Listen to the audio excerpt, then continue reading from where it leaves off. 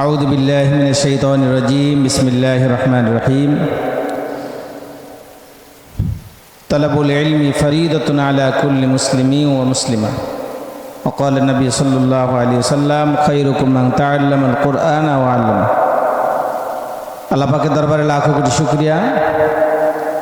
দীর্ঘ ৮-৯ মাস পরে আমরা কোরআন শরীফ সবক নেওয়ার উদ্দেশ্যে দুনিয়ার সর্বোত্তম স্থান জান্নাতের বাগান মসজিদে বসতে পেরেছি। এই জন্য সকলে বলে আলহামদুলিল্লাহ।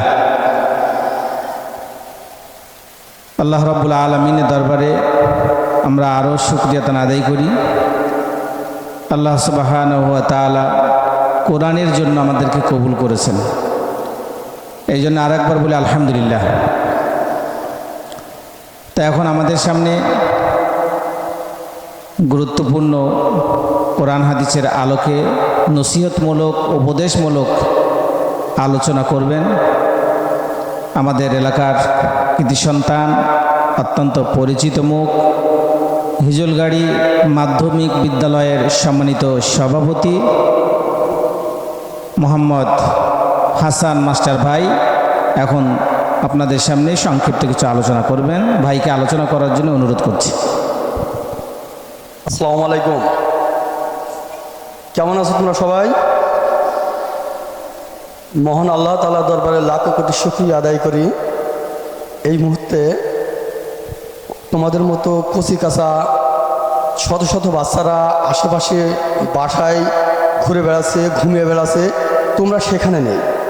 তোমরা একটা কোরআনের জায়গায় এসেছো, আল্লাহ তাআলার ঘরে এসেছো, একটা ভালো উদ্দেশ্য এসেছো। এই জন্য আল্লাহ তাআলার দরবারে লাখো কোটি শুকরিয়া আদায় করি। সবাই বলি আলহামদুলিল্লাহ। তোমরা মহৎ কাজে এসছো।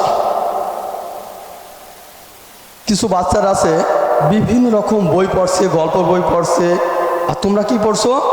আল্লাহ তাআলা দেওয়া নির্দেশে কোরআন শরীফ পড়তে শিখে এসছো না?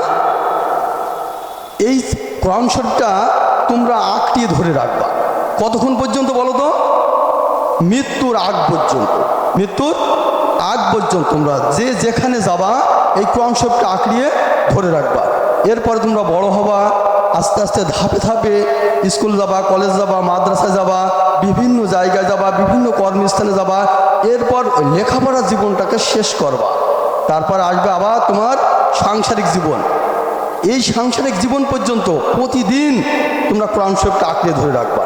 প্রত্যেকে প্রতিদিন নিয়ত করবা যে আমি কম বেশি কোরআন শরীফ পড়ব, সকালে পারি সন্ধ্যায় পারি এই কোরআন শরীফটা পড়ব। মৃত্যুর আগ পর্যন্ত তুমি কোরআন শরীফটা পড়বা, এটাকে তোমার ভিতরে ধারণ করে রাখবা। এই ছোট্ট কচি কাঁচা বাচ্চায় তুমি এখন যেটা ধারণ করবা, আল্লাহ তাআলা মৃত্যুর আগ পর্যন্ত তোমাদের এই ধারণটাকে সওয়াবে পরিণত করবে।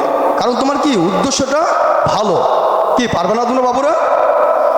আচ্ছা ঠিক আছে, সবাইকে ধন্যবাদ। এই বলে আমি আমার সংক্ষিপ্ত আলোচনা শেষ করছি। আসসালামু আলাইকুম।